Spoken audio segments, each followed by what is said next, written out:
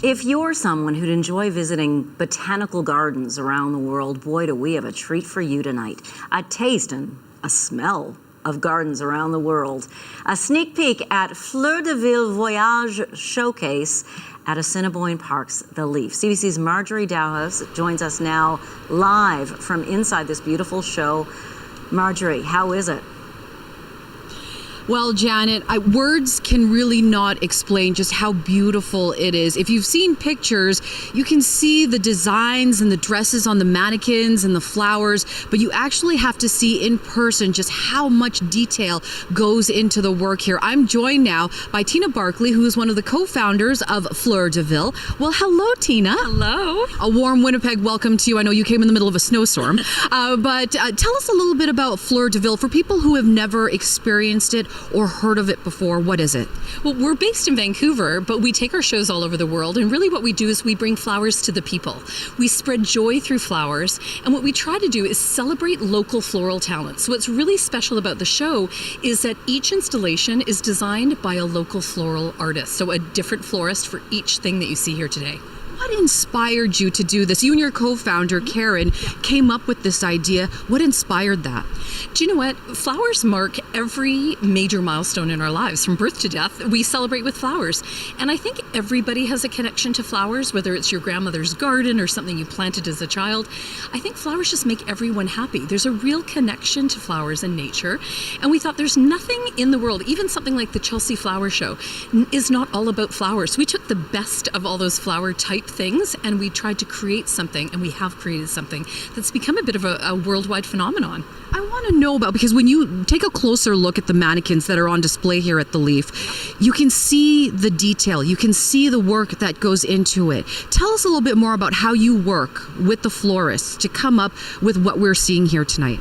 It's an incredible process and planning process, because a lot of florists, bouquets, weddings, it's a one-day thing or a couple of day thing if it's a bouquet. So there's a lot of mechanics involved. So there's the theme, which is voyage. So each mannequin takes you on a trip or to a different destination, and it's about telling a story about that destination, not just pretty flowers. So people will learn something, but how do they design something that will both wow, like you say, what are the details? What can we bring to life using only botanical materials? And then how do we make that survive? And of course, the flowers are changed over. We have lots of refreshing that goes on. So you don't have to all rush here on day one. You can come to the Leaf on day 1, day 3, day 10. It's on until the 21st of January. And we're constantly keeping on top of that. Because I was going to ask you about that, because these are real live flowers, real live plants that are on these mannequins. How do you make them survive? And it sounds like the florists have to change them out. They do, but it's also what's under the dress. We say, what's under the dress? And there's a lot of mechanics and things that are going on underneath. There has to be a water source for fresh flowers. If people use a prop, like you'll see on the Moroccan mannequin, she's used some lanterns because it's so much a part of the Casbah type look. But I said, you can use that, but it's got to be covered in botanicals. Well, it's an intricate lacy type ironwork. She sprayed it and then it has dipped it in paprika, and one is dipped in curry, like a spice market. So very creative ideas. So you'll see mostly flowers, but there's also other interesting bits, like from beans to lentils to puffed lotus. It's very cool. And last, I want to ask you, finally brought it here to Winnipeg. Yes. People are so excited for this.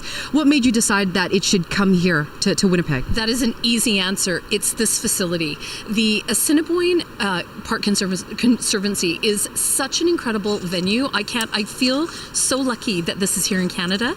We are totally honored to be here and to have this be our home here in Winnipeg. So we've always wanted to take it to different cities in Canada, but this was a slam dunk. I mean, it is absolutely at home here amongst all the other plants in the biome. Well, being here, I forgot that we were in the middle of a winter storm. I know, you would never know. I know. Me either. You forget there's snow out there. Yeah, definitely. Well, Tina, thank you so much again, and enjoy Winnipeg. Thank you so much for joining me. Thank you for coming and seeing the show. That is Tina Barkley, one of the co-founders of Fleur de Ville. It is on display here at The Leaf at Assiniboine Park all the way till January 21st. Janet? Thank you so much. CBC's Marjorie Dowhos reporting live.